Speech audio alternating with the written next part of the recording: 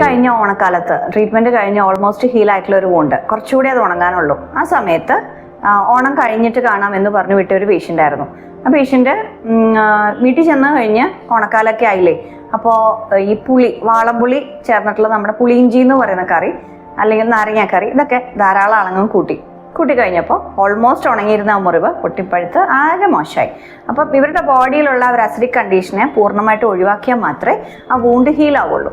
അപ്പം നമ്മളൊരു മുറിവ് ഉണക്കാനായിട്ട് നമ്മുടെ ഹോസ്പിറ്റലിൽ വരുന്ന പേഷ്യൻസിന് നമ്മൾ ചെയ്യുക, എപ്പോഴും ഈ വൂണ്ടിനെ ഹീൽ ചെയ്യിപ്പിക്കാനുള്ള ഒരു സർക്കംസ്റ്റാൻസ് നമ്മളെ ബോഡിയിൽ ക്രിയേറ്റ് ചെയ്യാണ് ചെയ്യുക. അതിനോടൊപ്പം സർക്കുലേഷൻ റീബിൽഡ് ചെയ്യാനുള്ള കാര്യങ്ങളും ചെയ്തു കൊടുക്കും.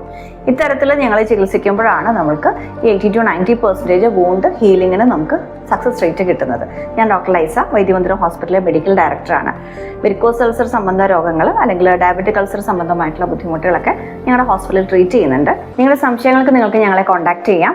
നിങ്ങളുടെ സംശയങ്ങൾ ക്ലിയർ ചെയ്താൽ തന്നെ അതിനകത്തൊരു പകുതി ചികിത്സ കഴിഞ്ഞെന്നാണ് ഞങ്ങൾ മനസ്സിലാക്കുന്നത്. കാരണം ഞങ്ങളുടെ മെഡിക്കൽ ഡോക്ടേഴ്സ് നിങ്ങൾക്ക് വേണ്ടുന്ന അഡ്വൈസുകൾ തരും. എങ്ങനെ അൾസർ വരുന്നു, എങ്ങനെ നിങ്ങളുടെ കാലിലെ വെരിക്കോസിറ്റി കൂടുന്നു, ഇതിനെക്കുറിച്ചുള്ള കൃത്യമായിട്ടുള്ള ഒരു അഡ്വൈസ് നിങ്ങൾക്ക് കിട്ടും. അതിനുശേഷം അതെങ്ങനെയൊക്കെ പ്രിവെന്റ് ചെയ്യാം എന്നുള്ള അഡ്വൈസ് നിങ്ങൾക്ക് കിട്ടും. അതുകൊണ്ട് നിങ്ങൾ ബുദ്ധിമുട്ടുന്നവരാണെങ്കിൽ, ഈ രോഗം മൂലം ബുദ്ധിമുട്ടുന്നവരാണെങ്കിൽ നിങ്ങൾക്ക് ഞങ്ങളെ കോൺടാക്ട് ചെയ്യാം. നിങ്ങളുടെ സംശയങ്ങൾ ദൂരീകരിക്കാനുള്ള ഒരു അവസരമായിട്ട് അതിനെ ഉപയോഗപ്പെടുത്താം. Thank you.